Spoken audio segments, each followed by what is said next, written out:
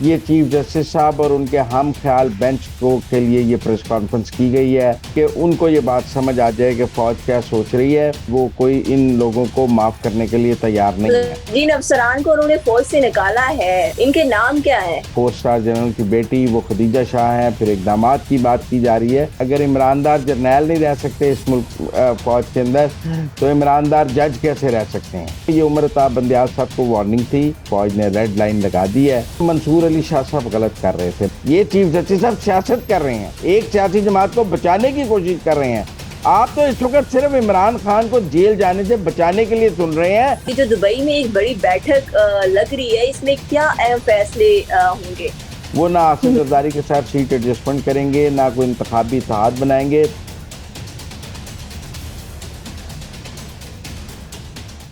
السلام علیکم, مجھے کہتے ہیں صوبیہ اشرف اور آپ دیکھ رہے ہیں پروگرام اندر کی بات مزمل سہروردی کے ساتھ. آج بڑی ایک اہم ڈیولپمنٹ ہوئی ہے. D G I S P R نے پریس کانفرنس کی ہے اور یہ پریس کانفرنس جو ہے وہ کیوں کرنی پڑی, اس کے پیچھے کیا پس منظر ہے, آج ہم مزمل صاحب سے جانیں گے. السلام علیکم مزمل صاحب. السلام علیکم, کیا حال ہے؟ ٹھیک ٹھاک وعلیکم ہیں آپ؟ السلام. مطلب یہ اندر کی بات کیا ہے, آج ہی کیوں لیکن جی جو آج کی D G I S P R کی پریس کانفرنس کے 2 تناظر ہیں. پہلی بات تو یہ ہے کہ جو باتیں انہوں نے کی ہیں وہ پاکستان کی عوام کو تو پہلے ہی پتہ تھی کہ کسی کو معاف نہیں کیا جائے گا, کسی کے ساتھ رعایت نہیں برتی جائے گی, سب کو کیفر کردار تک پہنچایا جائے گا. یہ کوئی باتیں ایسی تو نہیں تھیں جو آج ان کو کرنی پڑی اور آج پہلی دفعہ کوئی ہمیں پتہ لگی ہیں اور ہمارے لیے آج بڑی خبر ہے. یہ پریس کانفرنس کی ٹائمنگ ایسی ہے کہ سپریم کورٹ میں ملٹری کورٹس کا ٹرائل چل رہا ہے اور چیف جسٹس صاحب کل اس پر فیصلہ کرنا چاہتے ہیں. بنیادی طور پر یہ چیف جسٹس صاحب اور ان کے ہم خیال بینچ کو کے لیے یہ پریس کانفرنس کی گئی ہے کہ ان پر واضح کیا جا سکے کہ فوج کتنی سیریس ہے اس معاملے میں. کیونکہ عدالت میں آ کر تو شاید D G I S P R یا آرمی چیف کے لیے ممکن نہیں تھا کہ وہ ہم خیال بینچ کو اپنے جذبات اور اپنی سوچ بتا سکتے. تو آج کی پریس کانفرنس چیف جسٹس عمر طاہر بندیال اور ان کا جو باقی بچا کھچا لٹا پٹا 6 رکنی بینچ ہے اس کے لیے تھی کہ ان کو یہ بات سمجھ آ جائے کہ فوج کیا سوچ رہی ہے.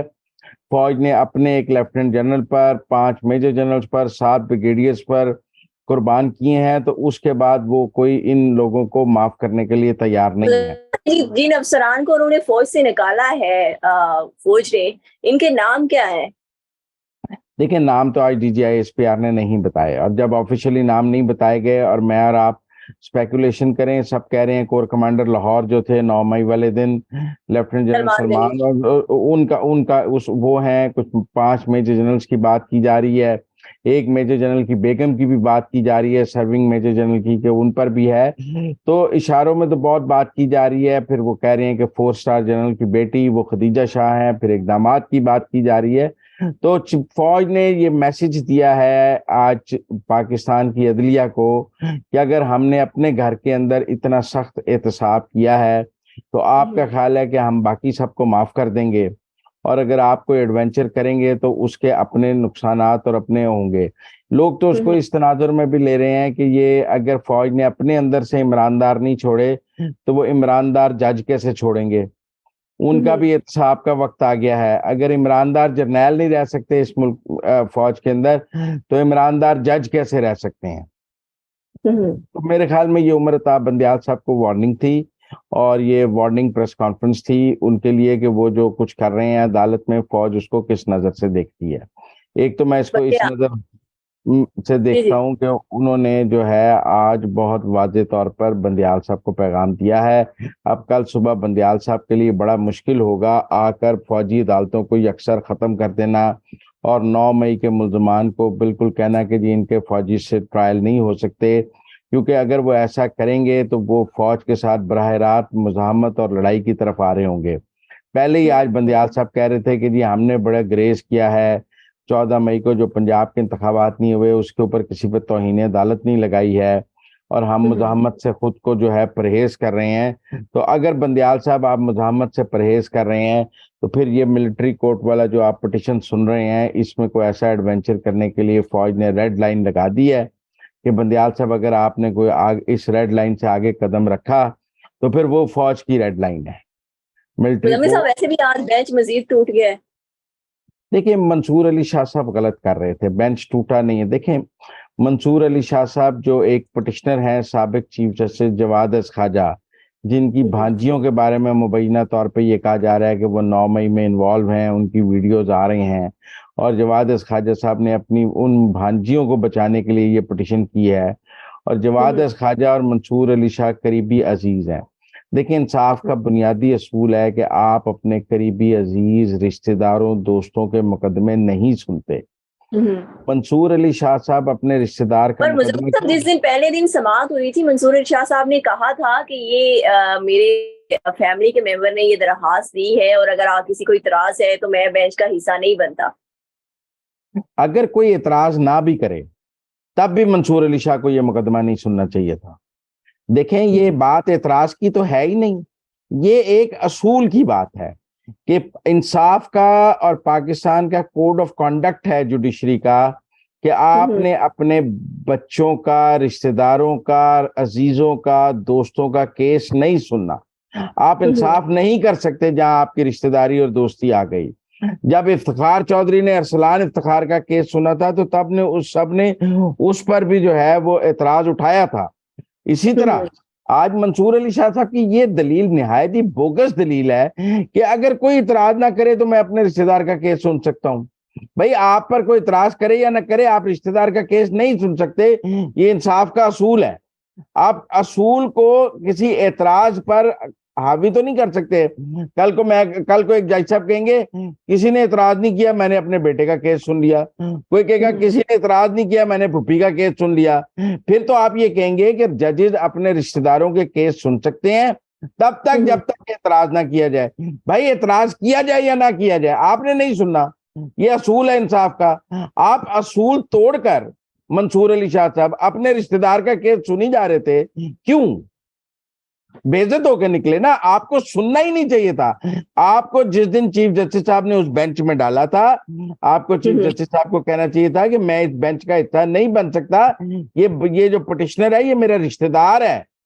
آپ اب بینچ کے پاس کیا راستہ رہ گیا ہے کہ وہ یا تو وڈرا کر دے اس کیس کو، یہاں سے ہی ختم کر دے، یا پھر وہ جو ہے فیصلہ سنا دے۔ کیا کریں گے؟ پہلے دن آپ کے ساتھ کہا تھا کہ یہ 14 مئی کے انتخابات والا حال ہے پنجاب والا، فیصلہ دیں گے تو مرتے ہیں، نہیں دیں گے تو مرتے ہیں۔ ایسی پٹیشنوں کو سنا نہیں جانا چاہیے۔ اور یہ جو چیف جسٹس صاحب کو ایڈونچر کرنے کا شوق ہے کہ پہلے ان کا خیال تھا کہ وہ پنجاب میں انتخابات کرا لیں گے اور عمران خان کو پنجاب کی تخت واپس دے دیں گے اور پاکستان کا جو انتخابی سارا سسٹم ہے اس کو توڑ سکتے ہیں، تو انہیں بتایا گیا کہ بھائی آپ چیف جسٹس ضرور ہیں لیکن آپ کو، میرا مطلب ہے پاکستان میں، میرا مطلب ہے بادشاہ تو نہیں بن گئے نا چیف جسٹس کہ آپ جو فیصلہ دیں گے وہ عمل ہوتا جائے گا۔ آپ سیاست کریں گے تو سیاسی فیصلوں کو سیاسی طور پہ دیکھا جائے گا۔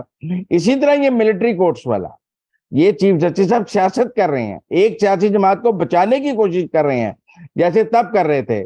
وہ سیاسی فیصلے کا بھی انجام سیاسی ہوا، اس سیاسی فیصلے کا بھی انجام سیاسی ہوگا، کیونکہ یہ ملٹری کورٹ والا کیس وہ کوئی انصاف کے اصولوں کے تحت نہیں سن رہے ہیں۔ انصاف کے اصولوں کے تحت سننا ہے تو 2020 سے ان کے پاس ملٹری کورٹس کے خلاف درخواستیں پڑی ہیں، لوگ جیلوں میں سڑ رہے ہیں، انہوں نے حکم امتناعی دے کر ان کو جیلوں میں بند کیا ہوا ہے۔ پشاور ہائی کورٹ نے سزائیں ختم کی تھیں، سپریم کورٹ نے سزائیں پہ نہ بحال کی ہیں نہ کچھ ہے، ایک سٹے دے کے لوگوں کو جیل میں رکھا ہوا ہے۔ اگر آپ ملٹری کورٹس پر اتنے ہی سنجیدہ ہوتے، ہیومن رائٹس پہ اتنے سنجیدہ ہوتے، تو آپ وہ درخواستیں لگا کر ان ملزموں کی رہائی کی بات کرتے۔ لیکن آپ نے تو 3 سال سے ان ملزموں کا پتہ نہیں کیا، اور آج بھی ان درخواستوں کے ساتھ کوئی دریج کھٹک اور ان کی درخواستیں نہیں لگائی ہیں ساتھ جو جیلوں میں ہیں۔